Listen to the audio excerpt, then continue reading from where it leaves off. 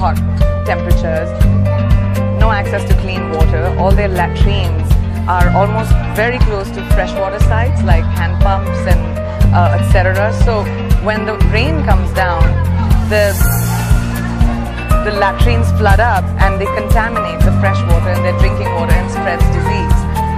They literally live in, because it's a very conservative community, they live in very closed thatch homes with no windows and just made out of bamboos and plastic, and with no jobs and no access to anything. And the children are just running around trying to find a moment to understand what just happened to them. Second question.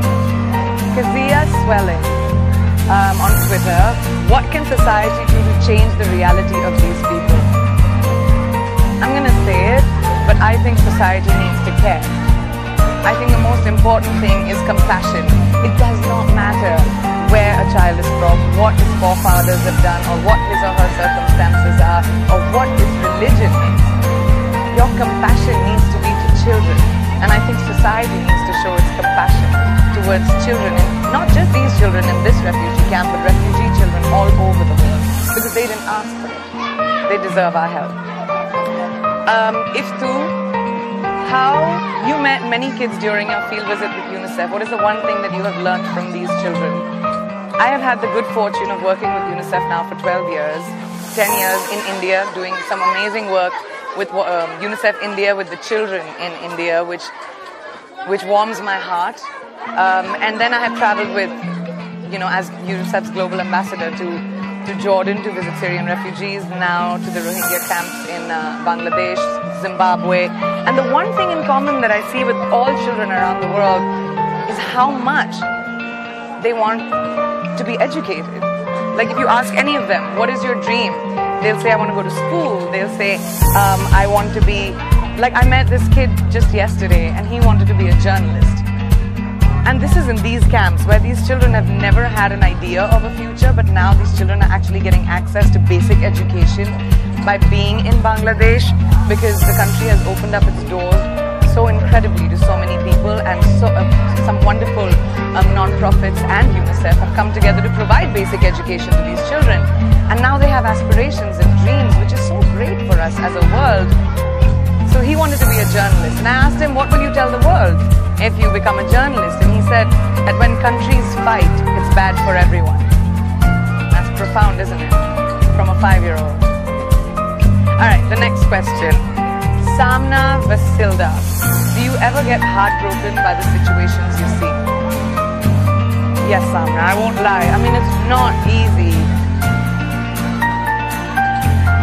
It's not easy to see children in circumstances like this and not be able to do much.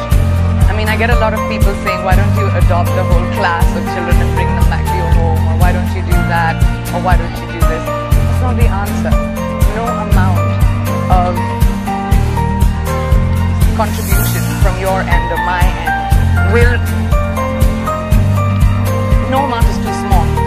Whatever you can give will help these children get so much. Now, we don't need to harp on about what each one of us does, but no donation is too small, and that's all we need. So yeah, my heart breaks every time, and yes, I get very emotional, and when I go back to my life, it takes me a really long time, and I can't wait till I make my next trip again to showcase what children around the world are facing and what troubles they're facing, because as a global citizen, I feel like it is my responsibility and my duty to make sure that the world cares. And I take that responsibility very seriously. So even though my heart is broken, I see the smiles on their faces, and I see how little they have and how happy they can be, and I feel positive that the world will care about these children and their smiles. Alright, next question. Jessica Marie. How has becoming a UNICEF Goodwill Ambassador changed your outlook on life?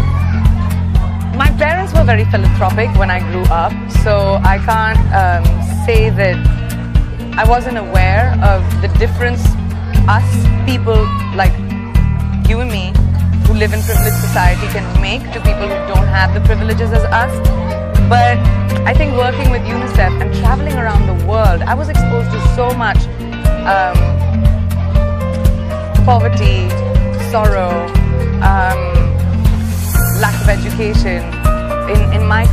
myself.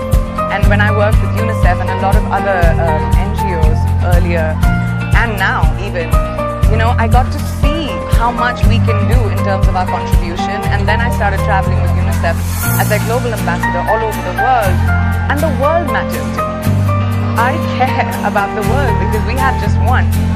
So the outlook on my life has changed, that children all over the world matter. Whether it is in my own country, India, whether it is in the country I live in, which is the US, or any of the countries that I travel in, children matter. And your compassion towards children matter, not their circumstances. So that's the outlook that's changed for me. Hello Henrietta, UNICEF Executive Director, Henrietta 4. We're very excited, thank you.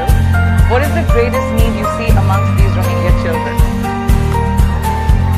That's a really difficult question because I think their need is for everything that children require to grow up. Their basic need for food, clean water, sanitation, education, clothes, shelter, just every single thing that you would need from a child, for a child to grow up adequately and not have a stunted growth, is what these children need. They don't even know when their next meal is coming. So I think the greatest need, especially with the impending monsoons coming up, is the entire world caring and donating whatever little you can, so that we can at least make sure that the structures that have been created, these makeshift structures that these children are living in with their families, when they get flooded, or maybe they don't get flooded because we make them concrete, but when they get flooded, that we have the ability to rebuild that so that they can live in a safe sanctuary. I think that is most important. Pooja Gupta, how do you control your emotions when you see the struggle of these children? Because my emotions are not as important, Pooja, as what they are going through. I may feel sad. I feel sad when I'm talking to you about it right now. But they don't deserve to see that because they've seen horror and carnage and a life that you and I probably could never imagine. And just hearing their stories, like yesterday, a 16-year-old girl told me a story about how she was pulled out of her hut after her sisters were raped and threatened at knife point, and she fought back, she clawed people, and then she was let go because she fought back. And I asked her, I said, what gave you so much strength? And she said, if you're born, you will die. And I'm not scared to die today, but I will not let someone take away my dignity. That inspired and moved me. But to see the strength of these children, I'm nothing. I'm just a means to an end. I am just someone who's trying to show the world and give access to the world and show them what these kids need. I'm just the means to an end. Romaine Thomas from Canada, what brought you into this role and what's the impact you can bring? So Romaine, that's a really interesting question. What brought me into the world was I became a public person when I was 17 years old, and I realized that having a platform where people listen to me can probably be one of my greatest strengths, and I decided to use that platform to amplify the voice of people who might not have access to that voice, or amplify the needs of people that may not have the ability to reach out to you or anybody else in the world. And that's how I decided to use everything that has been given to me. Like I said, I'm just a voice. I'm just a means to an end. I'm just trying to highlight the needs of people and children, especially around the world. And I think the impact I'm trying to bring is to make the world a more compassionate place, and not to think about what a child is coming from, or what his history or her history is, what the circumstances are, what his parents have done, or where he comes from. I think the most important thing is to just think of a child as a child.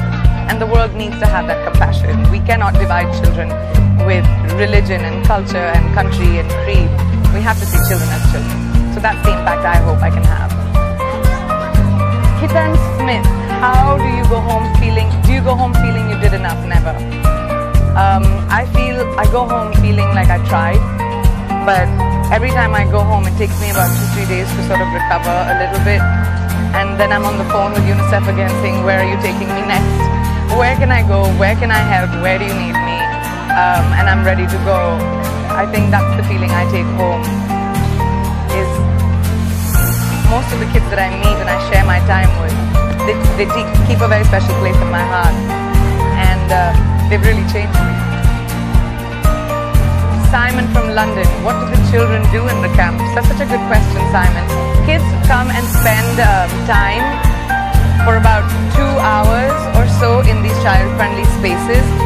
Otherwise, they're usually at home. They do a lot of chores, especially the girls, and the boys sort of run around, help their family in the little shops that they have in the markets that they've created to maybe try and help their parents or their fathers to earn. But mostly the kids don't really have access to anything. And even the learning centers that Unicef has provided, because of lack of space, these kids don't even have, they're up to capacity.